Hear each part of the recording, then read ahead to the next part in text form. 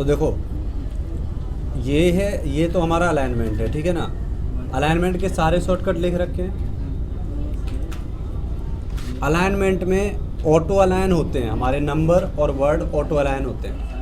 Auto align क्या होता है, हम थोड़ा सा इसको सेल को बड़ा कर लेते हैं थोड़ा सा।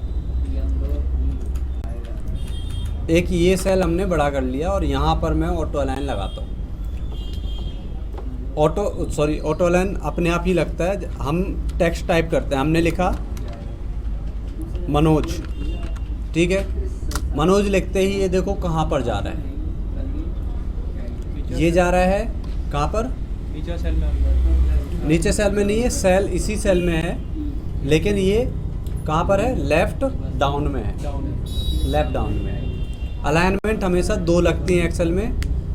कैसे लगेगा, मिडिल सेंटर लगेगा, लेफ़्ट डाउन लगेगा, लेफ़्ट राइट लगता है, लेफ़्ट सेंटर, ऐसे दो अलाइनमेंट का कॉम्बिनेशन होता है, तब जाके अलाइनमेंट कंप्लीट बनती है, ठीक है। तो वही है ये अलाइनमेंट, ये वाला रहेगा और ये वाला। अब किसी ने बोला कि इसको सेंटर कर दो, तो सेंटर करने के लिए मिडिल और मिडिल सेंटर दोनों करना पड़ेगा आपको, ठीक है।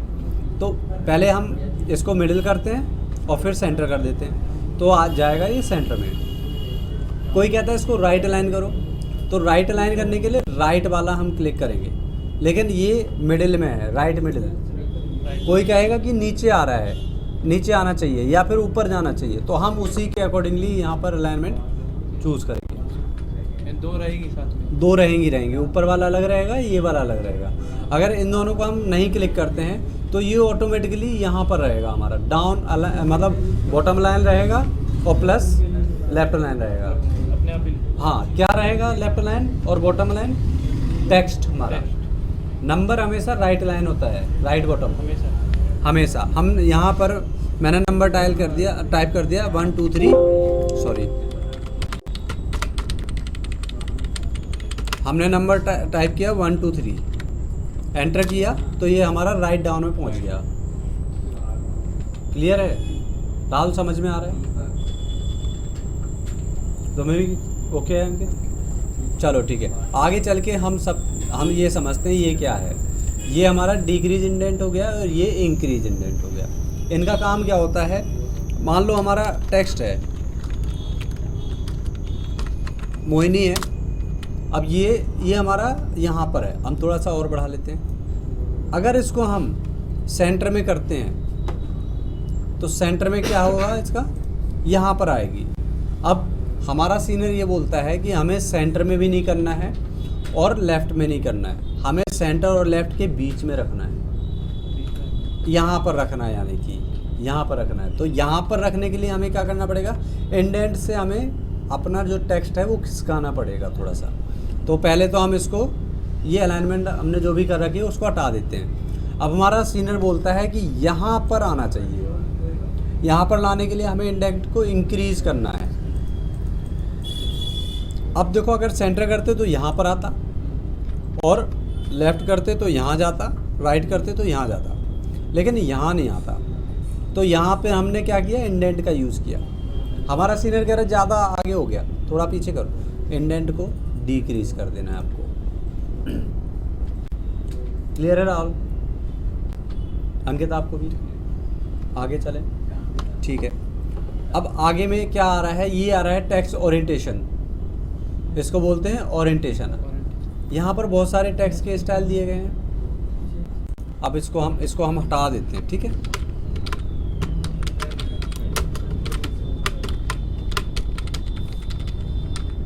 अब ये कोई लिस्ट है, हम सब्जेक्ट 1, सब्जेक्ट 2 और इन्हीं को हम पूरा यहाँ तक लिख देते हैं साथ साथ, और यहाँ पर लिख देते हैं नेम। अब क्या है कि ये जो डेटा है ये किसी स्कूल के बच्चों का डेटा है, किसी भी क्लास का हो सकता है। तो 7 सब्जेक्ट, ऐसा कौन सा स्कूल है जिसमें 7 सब्जेक्ट हो, कौन सा बोर्ड है, NIOS का डेटा है। कौन सी क्लास का है, 10th का है, मतलब कि सेकेंडरी के बच्चों का डेटा है ये। तो पहले तो हम इसको नाम को ऑटो फिट कर देते हैं ताकि हमें क्लियर दिखे। अब हमें अपने सीनियर को देना है ये डेटा, लेकिन हमारा सीनियर ये कहेगा कि ये डेटा हमें पता ही नहीं लग रहा कि कौन सी क्लास का है ना। तो जब हमारा सीनियर हमें ब्लेम कर देगा तो हमें ब्लेम का तो उसको मौका ही नहीं देना है। ठीक है राहुल। तो हमें यहाँ पर एक कॉलम इंसर्ट कर लेना है। आप रो भी इंसर्ट कर सकते हो, लेकिन मैंने कॉलम इंसर्ट किया। कॉलम इंसर्ट करके हमने यहाँ तक सिलेक्ट किया और मर्ज पे क्लिक कर दिया। अभी इसके बारे में जानेंगे। उसके बाद हमें लिखना है यहाँ पर NIOS माइनस स्पेस सेकेंडरी, गलत हो गया, सेकेंडरी स्टूडेंट्स। ठीक है, हमने ये डाल दी। उसके बाद हमें यहाँ पर ओरिएंटेशन पर जाना है और देखो सारे ऑप्शन हमारे इनेबल हो गए। हमें देखना है कि कौन सा सही लग रहा है, हमें यही अच्छा लग रहा है। अब क्या करना है, हमें को इसको मिडिल सेंटर कर देना है। सेंटर तो है लेकिन मिडिल भी कर देना है, तो बीच में आ गया। अब इसको हम यहाँ से फ़ॉन्ट से इंक्रीज करते जाएंगे जितना हमें सही लगेगा। अब देखो डायरेक्ट हम यहाँ पे बढ़ा नहीं सकते हैं, इसमें बढ़ रहा है लेकिन इससे ओल्डर जो वर्जन होते हैं उनमें हमें दिखता नहीं है बढ़ते हुए, तो हम इसीलिए इंक्रीज और डिक्रीज फ़ॉन्ट का यूज़ करते हैं। यहाँ पर हमने और बढ़ा दिया इतना और इसको बोल्ड कर दिया। अब हमारा डेटा क्या हमें पता लग रहा है और हमारे सीनियर को भी पता लग जाएगा कि कौन सी क्लास का डेटा है। NIOS के सेकेंडरी स्टूडेंट्स हैं ये, सेकेंडरी क्लास के। उसके बाद हमें इसको पूरा सिलेक्ट करना है, ऑल बॉर्डर दे देना है ताकि और अट्रैक्टिव लगे डेटा।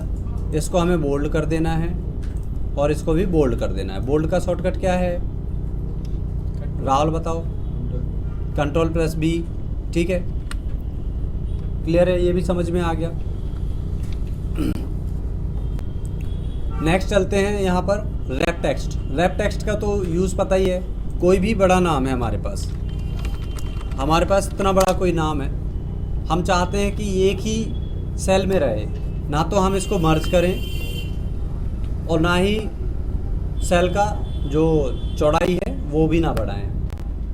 ठीक है, तो हम रैप कर देंगे तो जितना भी टेक्स्ट होगा वो टूट के नीचे वाले उसमें लाइन में आ जाएगा, लेकिन हमारा जो कॉलम है वो एक ही रहेगा। जस्टिफाई भी यही करता है। जस्टिफाई अलग काम करता है। जस्टिफाई क्या करता है कि वो ये देखता है कि हमारे टेक्स्ट में स्पेस कहाँ पर है और जहाँ पर स्पेस मिलेगा वहाँ से वो तोड़ के नीचे वाली सेल में ऐड कर देगा। वो सेम सेल में, अभी देखो कौन सा सेल है ये सेल नंबर 10 है, रो नंबर 10 है और कॉलम नंबर R है, तो कॉलम से लेना देना नहीं, 10 से लेना देना। अभी हमने इसको क्या किया, रैप कर दिया, तो ये देखो अभी भी 10 में ही है, 11 में कुछ नहीं आया ना। तो इसीलिए ऐसा करते हैं हम, रैपिंग कर देते हैं। ठीक है,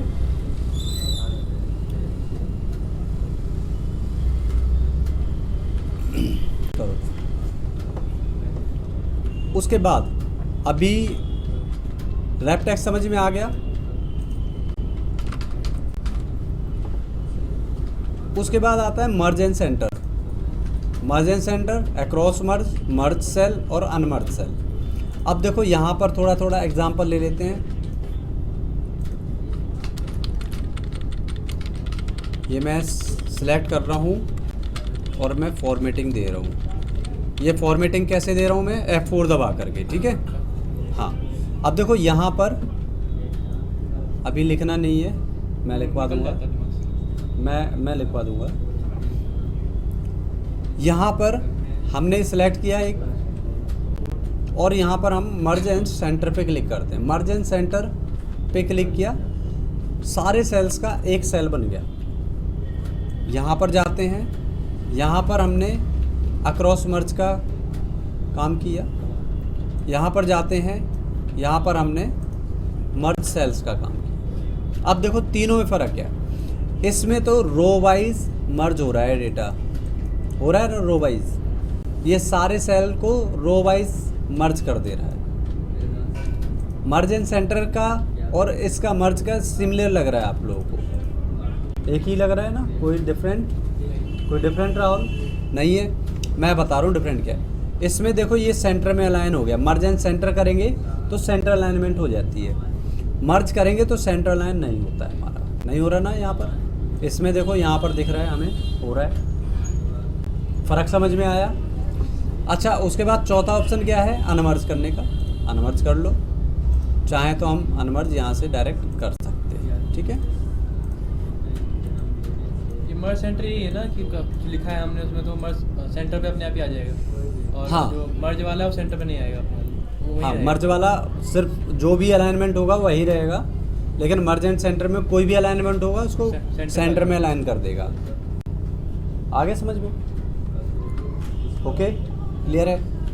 अच्छा अब इसके बाद इसमें कुछ हिडन सेटिंग्स भी होती हैं, यहाँ पर क्लिक करना है तो आपको अलाइनमेंट की सेटिंग्स कुछ दिखेंगी, ठीक है। ये स्पेशल सेटिंग्स होती हैं, इनके लिए भी बता रहा हूँ मैं। हाँ इसका जो शॉर्टकट होता है, इसका शॉर्टकट क्या होता है, कंट्रोल प्लस वन होता है इसका शॉर्टकट, ठीक है। सेम खुल गया सेल्फ फॉर्मेट। अब देखो इसमें क्या है, इसमें आ रहा है ओरिएंटेशन, एक आ रहा है ओरिएंटेशन, ठीक है। पहले हम इसी को समझ लेते हैं। ये क्या है, हमने क्या इसको ओरिएंटेट किया था, रोटेट किया था।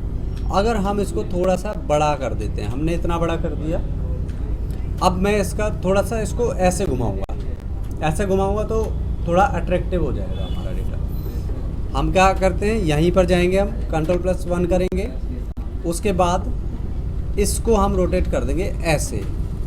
हमने ऐसे रोटेट किया, इसको ओके कर दिया। अभी देखो क्या हुआ इसके साथ, ठीक है, थोड़ा सा घूम गया लेकिन अभी ये दब रहा है। तो हम दोबारा से कंट्रोल प्लस 1 दबाएंगे और यहाँ पर इसको पकड़ के थोड़ा सा ऊपर कर देंगे, ये आ गया, ओके। तो ऐसे हम डेटा को एडजस्ट कर देते हैं, ठीक है। समझ में आया, ओके। एक मिनट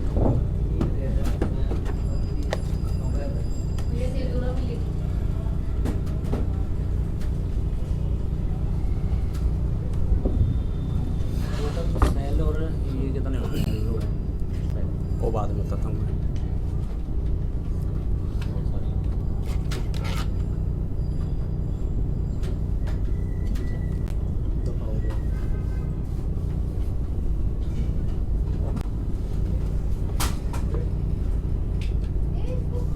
अच्छा ठीक है, तो फटाफट हम देखते हैं और आगे। तो ये अगर आपको ओरिएंटेशन थोड़ा सा चेंज करना है तो आप यहाँ पर क्लिक कर दो या फिर कंट्रोल F1 दबा दो, ठीक है। उसके बाद नेक्स्ट ये आ रहा है, ये टेक्स्ट की अलाइनमेंट है जो मैंने आप लोगों को 2 बताई थी। कौन कौन सी, ये वाली अलाइनमेंट और ये हॉरिजॉन्टल और वर्टिकल, ठीक है। उसके बाद ये इंडेंट है, इंडेंट आपको कितना करना है, ठीक है। तो ये देखो इंडेंट खिसक गया, इस साइड आ गया, बट हमें इंडेंट नहीं, अभी इंडेंट का यूज़ नहीं करते हम वहाँ से, हम यहीं से इंडेंट का यूज़ करेंगे, ठीक है। जो ज़रूरी ऑप्शन है यहाँ पर वही बता रहा हूँ मैं, जल्दी हो जाएगा आपका। ये तो क्लियर है। उसके बाद रैप टेक्स्ट मैंने जान लिया यहीं से, ये रैप टेक्स्ट है, ठीक है, ये वाला रैप। उसके बाद shrink to fit, shrink to fit का यूज़ क्या होता है, सिंक टू फिट का यूज़ ये होता है कि मान लो हमारे पास कोई बड़ा डेटा है, बड़ा डेटा का मतलब हो गया कि मैंने एक अमाउंट डाला, ये कोई अमाउंट है, ठीक है, ये कुछ ऐसा आ गया और हमने इतना कर दिया इसको। अब क्या करेंगे हम, इसको करेंगे नंबर में कन्वर्ट। सबसे पहले तो डेसिमल हटा देंगे, तो ये ऐसे आ गया। ऐसे आने का मतलब नंबर तो है, ये नंबर दिख रहा है हमारा, लेकिन यहाँ पर नहीं दिख रहा है। यहाँ पर दिखाने के लिए हमें इसी स्पेस में, अगर हम इस पर डबल क्लिक करते हैं तो आ जाएगा, लेकिन हमें डबल क्लिक नहीं करना। हम चाह रहे हैं कि इसी में हम कितना बड़ा भी नंबर डालें, इसी में वो एडजस्ट हो जाए। तब हम क्या करते हैं, यहाँ पर क्लिक करते हैं और इस पर क्लिक कर देते हैं सिंक टू फिट पर। याद रखना ये सेल हमारा सिलेक्ट होना चाहिए तभी ये काम करेगा। ओके कर देते हैं, अभी देखो आ रहा है। अब मैं यहाँ पर और बड़ा डाटा डाल देता हूँ। ऑटो फिट भी ये काम करता है? ऑटो फिट अलग होता है। तो देखो छोटा हो गया हमारा, लेकिन उसी में आ रहा सारा कुछ, ठीक है। तो इसका यूज ये होता है हमारा, दिख रहा है ना। तो ऐसे हम इसका नंबर डाल दीजिए। हाँ ठीक है। सिंक टू फिट का अब ये क्या है, रैप टेक्स्ट नहीं काम करेगा। अगर आप रैप टेक्स्ट लगाते हो तो सिंक टू फिट हट जाएगा।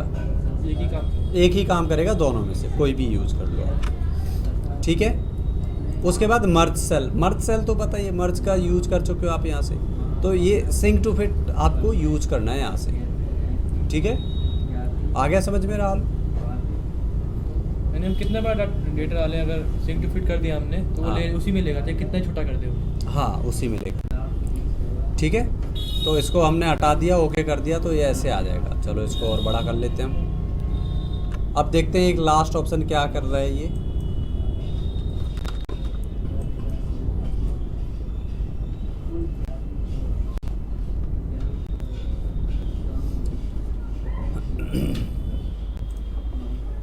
यहाँ पे हमने लेफ्ट टू राइट किया,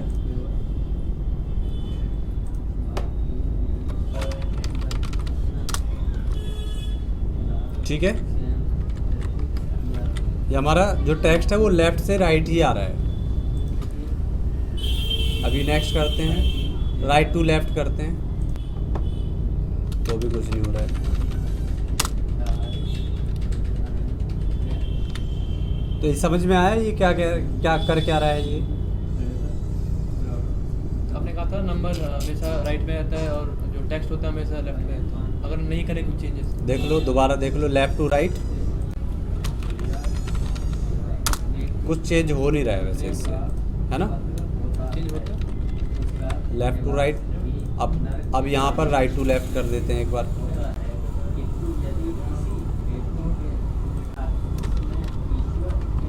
कुछ यूज हो रहा है, समझ में आ रहा है? कुछ नहीं है, चेंज ही नहीं होता। चलो तो इसको बाद में देखेंगे, ठीक है, समझाएंगे इसको। होता है ऐसे, वर्किंग नहीं कर रहा है। नहीं, वर्किंग होती है इसकी, मैं बताऊंगा, तुम लोगों को समझ में नहीं आ रहा है इसका, ठीक है। तो जो नेक्स्ट क्लास है ना उसमें हम इसको समझ लेंगे। अभी फ़ॉन्ट के बारे में हमें समझना है, थोड़ा सा फ़ॉन्ट के बारे में समझेंगे, ठीक है। बॉर्डर के बारे में समझेंगे, ठीक है। जब मैं फ़ॉन्ट और बॉर्डर के बारे में बताऊंगा तो अलाइनमेंट में आपको ये वाला ऑप्शन के बारे में समझाऊंगा, अभी नहीं समझाता हूँ मैं, ठीक है। विनवर्ड के जो शॉर्टकट लिखवाए थे आपने, उसमें एक्सेल में काम कर लेते हैं? विनवर्ड के शॉर्टकट डिफरेंट होते हैं एक्सेल से। अगर वही शॉर्टकट यूज़ करें एक्सेल में तो नहीं, कुछ और होगा, तो उसके लिए कुछ और होगा। जैसे विनवर्ड में छोड़ देते हैं हम, इसमें कंट्रोल डी करते हैं, तो इसमें कंट्रोल डी से क्या होता है, ऊपर वाला कमांड आ गया, मतलब फिल डाउन हो गया। लेकिन उसमें कंट्रोल डी करोगे तो क्या होगा, याद नहीं है, बताना मुझे देख करके, ठीक है। चलो ठीक है, अभी के लिए इतना ही करते हैं हम, फ़ॉन्ट बताओ, ठीक है। फ़ॉन्ट आज नहीं बताऊंगा मैं, राहुल को लेट हो रहा है, ठीक है। राहुल जाओ फटाफट।